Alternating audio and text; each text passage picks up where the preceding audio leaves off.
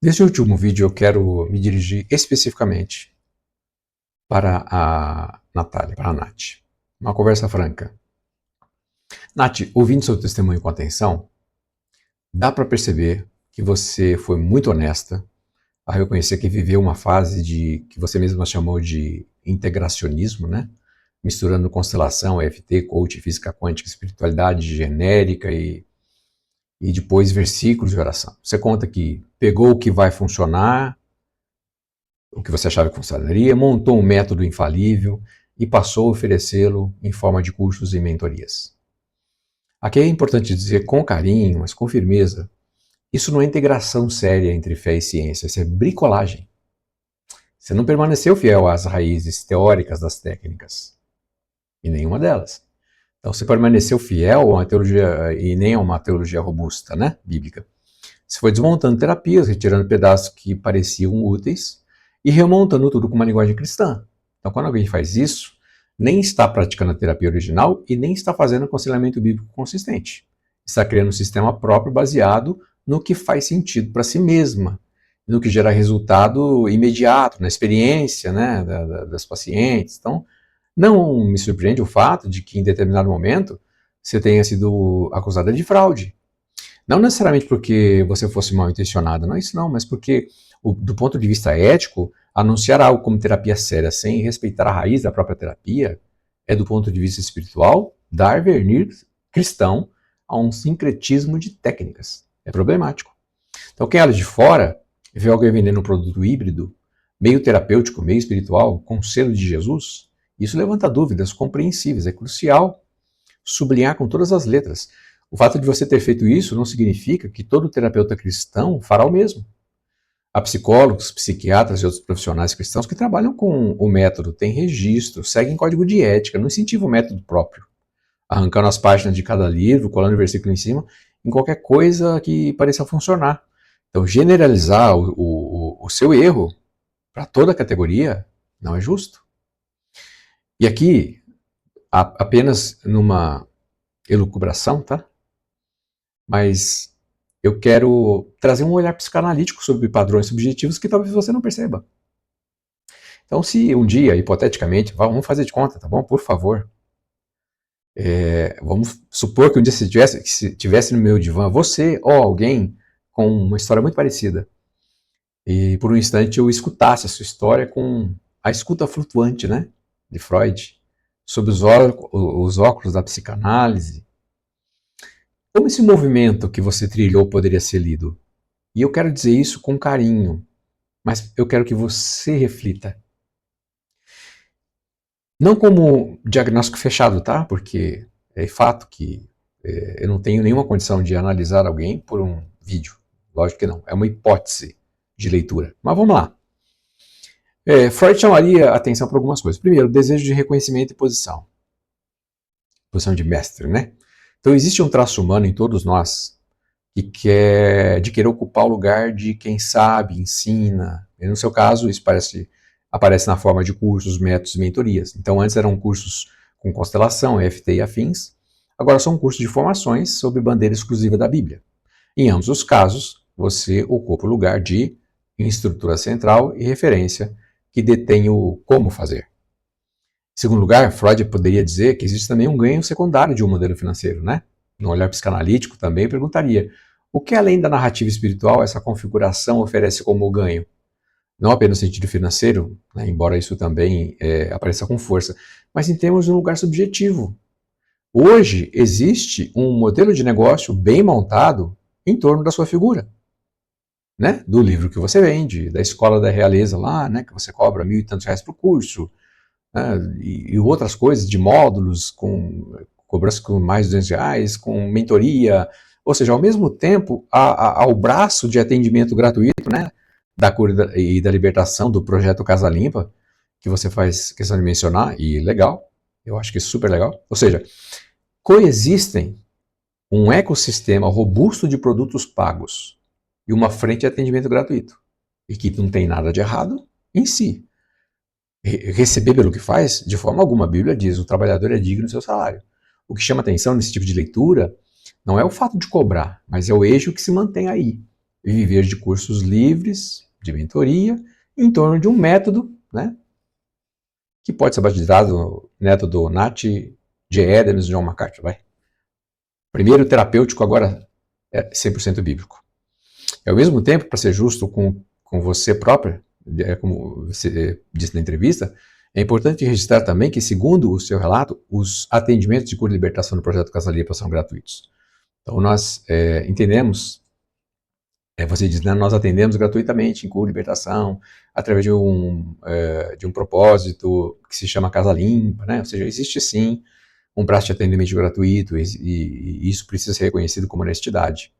Mas também existe um ecossistema robusto de produtos pagos, de livros, de escola, de aprofundamento, mentoria, organizado tudo em nome da sua proposta. Eu repito, não há nada de errado em alguém receber pelo seu trabalho, seja ele terapêutico ou ministerial. O trabalhador é digno de salário. A questão não é cobrar ou não cobrar, num olhar psicanalítico. O ponto é notar que o eixo permaneceu o mesmo. Viver de curso, livros e mentorias em torno de um método, sei lá, o método do Nat, né, dentro da sua cosmovisão bíblica. Também, em terceiro lugar, uma formação reativa, né? Freud falaria ainda, né, dessa formação relativa, quando alguém passa a combater com muita veemência algo que um dia abraçou intensamente. Então, antes você promovia constelação e outras terapias. Hoje você combate essas práticas com energia, classificando-as num bloco como doutrina do demônio. Isso pode sim vir de arrependimento sincero, lógico, não estou descaracterizando, e eu também não quero colocar isso em dúvida de jeito nenhum, isso aqui é hipotético, né? Mas em termos de dinâmica psíquica, também se parece com essa tentativa de afastar de uma parte da própria história, compensando com rigidez no polo oposto. É como se o psiquismo dissesse, para nunca mais correr o risco de voltar àquele lugar, eu vou bater forte nele e me colocar mais longe possível.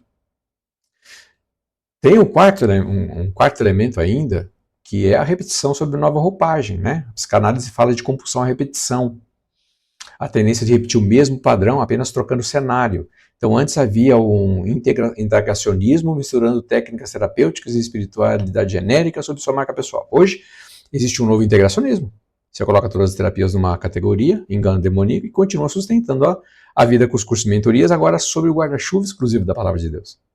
Descartando quase toda a ciência terapêutica, como se ela tivesse nada a contribuir. Então, de novo, isso não é um laudo, né? É uma leitura possível, e eu posso estar muito enganado, mas ajuda a ver que o problema não é só lá atrás, quando misturei as técnicas. Existe um risco de estar repetindo a mesma lógica, um sistema girando em redor da sua proposta, só que agora vindo numa nova embalagem. Tem um quinto ponto, que aqui peço licença e respeito para falar, que foi a questão da perda do seu pai, né? A morte do seu pai e a sua volta à igreja entram como elementos muito significativos nessa leitura. Então, para a psicanálise, luto não é apenas um acontecimento triste, né? Ela mexe com camadas mais profundas, com vínculos antigos, com as ambivalências, né? Amor e mágoa, amor e ódio coexistindo pela mesma pessoa, né? A sensação de desamparo, perguntas sobre sentido, culpa, destino. Então, quando o pai morre, especialmente se ele foi uma referência forte, seja como presença ou até como ausência dolorosa, isso costuma reativar com força a questão do pai simbólico. Quem me sustenta agora? Quem diz o que é certo? Qual é a voz que organiza o meu mundo? Se numa sequência relativamente próxima à morte do pai acontece uma volta intensa à igreja, a psicanálise, né, poderia levantar a hipótese de que esse movimento não é apenas um retorno à fé, mas também uma busca de um novo lugar de filiação e de um novo pai simbólico. Então, na linguagem freudiana, né, poderíamos dizer que a figura do pai biológico perde o lugar real e o psiquismo tenta reorganizar esse vazio, ligando-se com muita força a uma instituição, evidente, né, a igreja, e a uma imagem de Deus Pai marcada por lei, ordem e fronteira clara. A volta à igreja pode sim, e eu creio muito, ter sido um encontro real com Deus, uma volta, né? Mas do ponto de vista psíquico, e vamos separar essas duas coisas, também funciona como uma forma de costurar o rasgo deixado pelo luto, né? E se em pouco tempo esse movimento de filha de volta se transforma de novo em mestre que ensina, a hipótese ganha muito mais consistência. Há um período de dor, e reorganização. Então você volta a ocupar uma posição de quem fala em nome da verdade, mas agora numa estrutura mais rígida, que divide o mundo em dois blocos, a luz e as trevas, certo e errado, bíblico e impuro, engano e demoníaco. E em termos de transferência, né, para quem não sabe, mas a transferência é quando os sentimentos e expectativas que estão ligados a figuras importantes da nossa vida, do nosso passado, são deslocados e transportados para outras pessoas, para outras relações, é isso que Freud chama de transferência. Dá para pensar que partes importantes da figura do pai, como autoridade, lei, aprovação, senso de pertencimento, são deslocados e representados tanto de forma como você se relaciona com Deus, como na sua relação com a igreja, e como nas pessoas que passam a seguir você. Então a igreja vira, ao mesmo tempo, lugar de acolhimento, né, e palco para hereditar uma nova posição de centralidade. Você é a filha que encontra o pai perfeito e, ao mesmo tempo, a mestra que instrui os outros filhos, o que é seguro, perigoso, santo e diabólico. Então, de novo, isso não invalida a sua experiência espiritual, pelo amor de Deus, não é isso que eu quero, nunca quero dizer isso, né? Não diz que não foi Deus, apenas aponta que, junto com a dimensão espiritual, há um rearranjo psíquico compreensível em que o luto pelo pai se liga à necessidade de uma nova estrutura rígida de sentido. E eu falando com o olhar psicanalítico, ok? Um outro ponto é a questão do integracionismo de ontem e o de hoje. Então, ontem o integracionismo foi: vou juntar o que eu gosto de várias terapias e colar a etiqueta cristã. Hoje o movimento parece ser: vou colocar todas as terapias numa caixa só, chamar tudo de demoníaco, jogar fora qualquer diálogo com a consciência, oferecer em lugar disso um pacote de cursos de escola, mentorias e livros no caminho seguro e verdadeiramente bíblico para a cura da alma, com um braço de atendimento gratuito da Casa Limpa, mas mantendo a estrutura principal de formação paga. Então, o erro ontem foi misturar técnica e espiritualidade diferentes, sem fidelidade nem científica, né, e nem teológica. E ainda vender como cura cristã. O erro hoje pode ser correr para o outro lado, né? Demonizar em bloco toda a ciência terapêutica. Tratar a psicologia e as outras, psiquiatria e, enfim, outras terapias, apenas como engano de demônio, enquanto se mantém intacta a estrutura comercial de cursos, escola e mentoria, agora com a bandeira pura. Então, como eu disse, não é pecado vender, viver disso, de forma nenhuma. Eu também tenho livro escrito, eu também dou cursos, não tem nada de errado nisso, né? Tem um instituto também de formação, nada de errado, mas as pessoas sabem exatamente o que elas estão fazendo. Uma coisa é uma coisa, eu na clínica, lá eu sou terapeuta com a ética do terapeuta. Pregando na igreja, eu nunca falei de Freud, e nem de terapia, porque lá eu prego Bíblia. Então, é simplesmente isso, não tem nada de errado. Então a questão não é fazer, não é ganhar, mas é a narrativa que vai acompanhando esses produtos e subprodutos. Então, se a mensagem que chega à igreja é: tudo que é terapia é trevas, a única forma segura de cuidar da alma é aprender comigo no meu modelo, ou no modelo, ou estou reinventando o modelo, né? Porque a oração, na verdade, a gente faz por todo mundo, oração por todas as pessoas. Você tem visto muita gente curada por aí? E nas orações eu também tenho. Mas são todas? Né? Então temos um problema aí, né? Porque aí não é mais apenas a pregação do evangelho, é substituir um sistema terapêutico híbrido por um sistema religioso, né?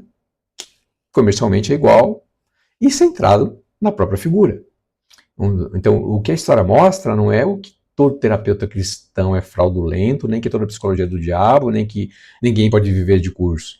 Ela mostra que integracionalismo mal feito, desrespeitando tanto a raiz da ciência quanto a raiz da teologia, costuma terminar em confusão. E que é possível abandonar um sincretismo terapêutico e sem perceber cair num sincretismo ao contrário, né, onde tudo que é ciência é descartado e tudo que leva ao nome e é apresentado como expressão pura da palavra de Deus, que desejo de importância, influência, sustento financeiro, podem se infiltrar tanto num projeto terapêutico quanto num projeto antiterapêutico, revestido de linguagem espiritual, né? E que o luto, especialmente o luto do pai, pode empurrar a pessoa para reorganizar a vida em torno de estruturas muito mais rígidas desse sentido, em que a igreja se torna, ao mesmo tempo, o refúgio, mas também o palco.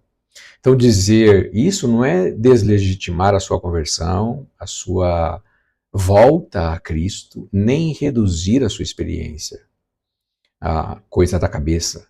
É apenas reconhecer que o caminho que você trilhou tem falhas humanas, compreensíveis, tá? Mas sérias.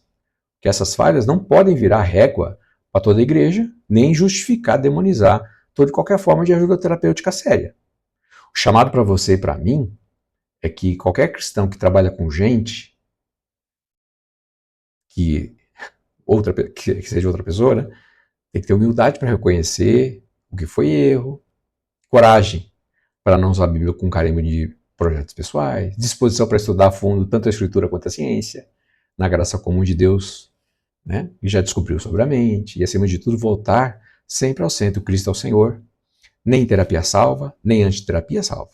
Quem salva, cura e transforma ele. Tudo mais, inclusive nossos cursos, nossos livros, nossas escolas, nossos projetos, eles precisam ser colocados debaixo dessa autoridade com muita transparência e temor. E mais uma vez eu digo, isso aqui é uma análise superficial, hipotética, mesmo porque se eu fosse analisar você, eu teria que cobrar, né? Então, eu só estou elucubrando e colocando algumas possibilidades. E eu posso estar completamente errado. E me perdoe por isso também. Mas algumas perguntas sinceras para o Senat. Você, a partir de tudo isso, eu queria que deixar algumas perguntas sem qualquer ironia, mas de coração. Todas as pessoas por quem você ora são curadas emocionalmente? Porque se a resposta sincera for não, que eu imagino que seja, o que você faz com quem não melhora? Esse irmão, essa irmã que te procurou cheio de esperança, que participa da sua oração, continua as suas crises de pânico, deprimida, continua com pensamento suicida. É jogada em qual categoria? Falta de fé, falta de entrega? Você admite que às vezes Deus escolhe processar a cura de outra forma mais lenta, usando médicos, remédios, psicólogos ou remédio? E quando Deus não quiser curar alguém da forma como você ensina?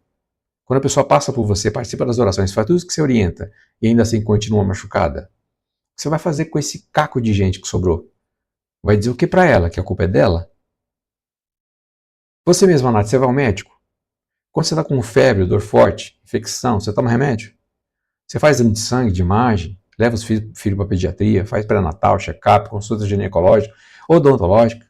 Se todo o conhecimento do mundo jaz no maligno e por isso não pode ser usado na área emocional, por coerência, você também não deveria usar esses conhecimentos da área física. Mas eu imagino que você usa como qualquer outra pessoa razoável, porque se demonizar médico da alma é abraçar sem culpa médico do corpo, se ambos estudam o mesmo ser humano criado por Deus. Não dá para compreender. Quando você afirma que quase tudo que vem na psicologia, da psicanálise, da psiquiatria, de outras terapias é engano espiritual, você percebe o peso que você coloca sobre gente que já está quebrada? Percebe quantas pessoas podem deixar de buscar a ajuda necessária por medo de estarem traindo Jesus? E não faço essas perguntas para te envergonhar, não. Faço porque, do jeito que está, o teu discurso empurra as pessoas para uma encruzilhada muito cruel. Ou a cura vem do jeito certo, né, pela sua via, ou quase não há saída. E isso, na prática, não é muito diferente do que a teologia da prosperidade fez com a igreja. Se não acontecer, o problema está em você. Então, o meu apelo aqui é sair da beirada do abismo e voltar para o equilíbrio. Nath, com todo respeito, o que eu vejo na sua história é alguém que saiu de um precipício e foi parar na beira do outro precipício. Você estava no abismo do sincretismo terapêutico, misturando constelação e outras coisas. Botou tudo no liquidificador. Agora você corre o risco de cair no abismo do oposto, do fundamentalismo anticientífico, onde praticamente tudo que vem da psicologia, da psiquiatria, do estudo da mente, da terapia, é rotulado como demoníaco, e é só o seu modelo, palavra mais oração, é visto como legítimo. Pensa nisso. Então viver assim é como ser um pêndulo preso pelo extremo. Ora colocado numa parede, ora colocado na outra, sem nunca descansar. Então, extremos na vida cristã, eles sempre foram perigosos. A Bíblia nos chama o tempo todo a um caminho de sobriedade, equilíbrio e justiça. Paulo fala aos Filipenses: seja conhecido de todos a moderação de vocês. Em 2 Timóteo 1,7, pois Deus não nos deu espírito de medo, mas de poder, amor e bom senso. Provérbios 4:26, faça uma trilha reta para os seus pés, não se desvie nem para a direita nem para a esquerda.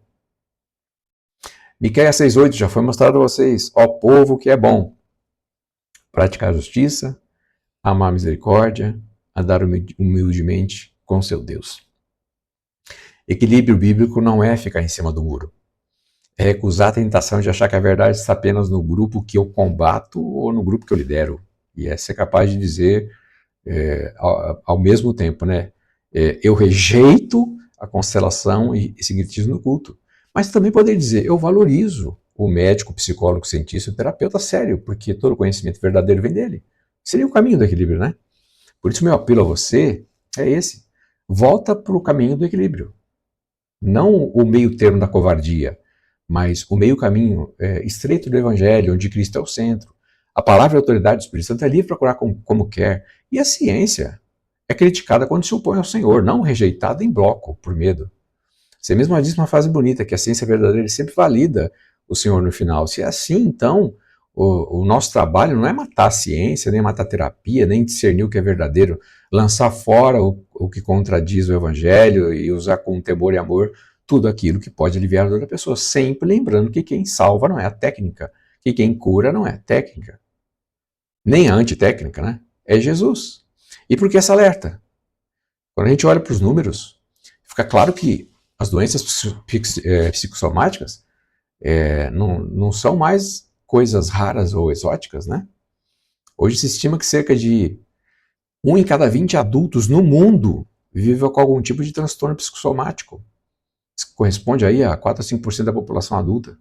Quando foca transtorno de sintoma somático, o estudo aponta para 5 a 7 pessoas. Traduzindo em uma rua com 100, 5 a 7 carregam sintomas físicos persistentes ligados ao sofrimento emocional, preocupação excessiva ou comportamento desadaptativo em relação ao próprio corpo.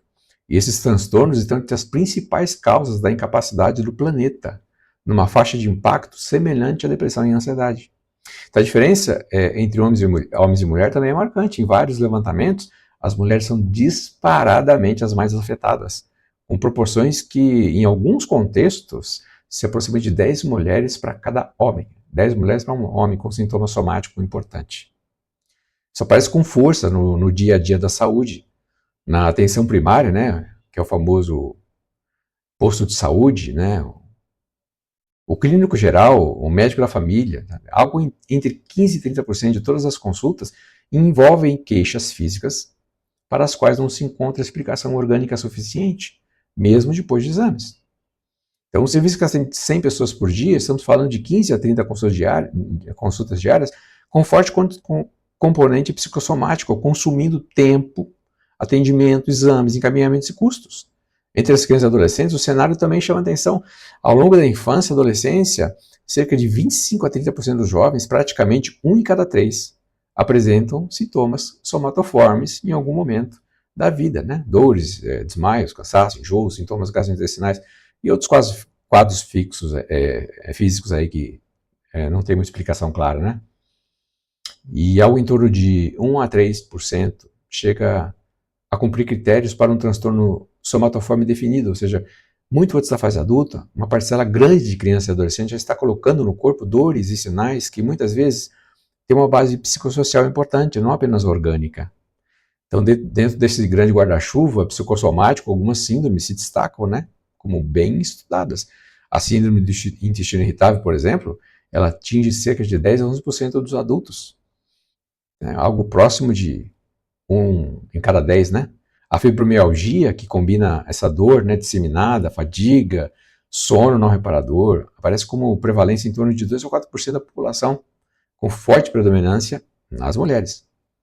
A síndrome da fadiga crônica, né, que é aquela chamada tecnicamente de encefalomielite miálgica, né, síndrome da fadiga crônica, atinge cerca de 0,1 a 0,8 da população mundial. Significa em torno de 17 a 24 milhões de pessoas. A maioria desses pacientes não consegue manter o trabalho em tempo integral e uma parte significativa fica acamada, restrita ao domicílio, com um nível de incapacidade comparável a doenças graves, como esclerose múltipla. Então, sobre tudo isso, o quadro é bem evidente que doenças psicossomáticas e condições relacionadas estão entre os transtornos mais comuns do planeta, atingem milhões de pessoas. Em todas as idades, consomem uma enorme fatia de recursos em saúde, tempo de consulta, exame, internação, licença médica, aposentadoria, enfim. E ainda assim continuam subdiagnosticadas e muitas vezes mal compreendidas. Então, esses números não querem dizer que tudo é psicológico, nem que o paciente está inventando sintomas. Ao contrário, as pesquisas mais recentes apontam para um modelo biopsicossocial em que fatores biológicos, né, genética, inflamação, microbiota intestinal, processamento de dor, fatores psicológicos como trauma, estresse crônico, crenças, formas de lidar com emoções, fatores sociais como pobreza, conflito familiar, ambiente de trabalho, contexto cultural se misturam. Então, em outras palavras, o corpo não está mentindo, ele está gritando aquilo que muitas vezes a alma já não está dando conta de expressar.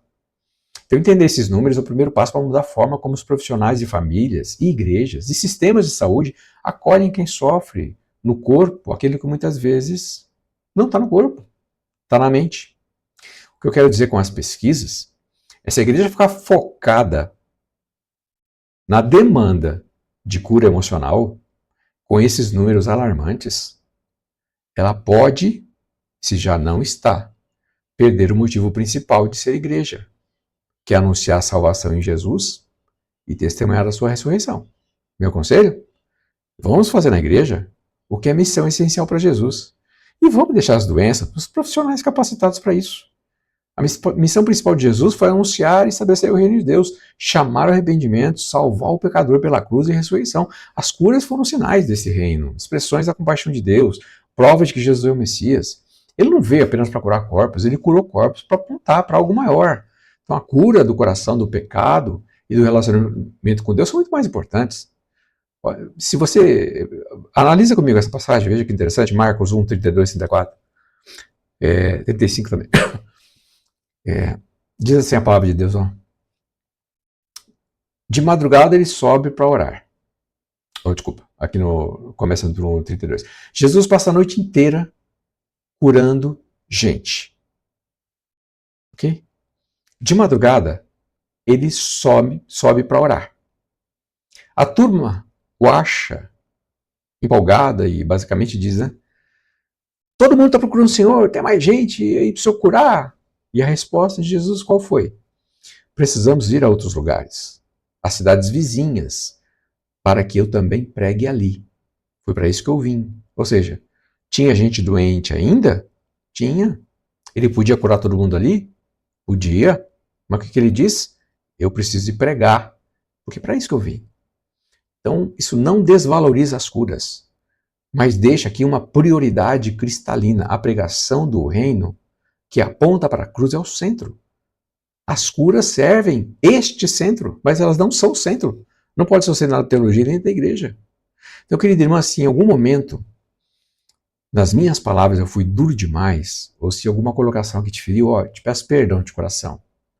De coração. A Bíblia nos lembra, sejam compreensivos e perdoem quem os ofender. Lembre-se de que o Senhor os perdoou, né? Colossenses 3:13. Tem misericórdia de mim. É nesse espírito que eu peço de perdão e reconciliação que eu quero que você receba tudo que eu gravei aqui. Eu escrevi o livro Cristianismo e Hipnose porque eu amo a igreja e amo as pessoas. E creio que fé e ciência e saúde emocional podem caminhar juntas com responsabilidade e temor a Deus. Foi também por isso que eu decidi oferecer um outro olhar sobre as afirmações, sobre as suas afirmações.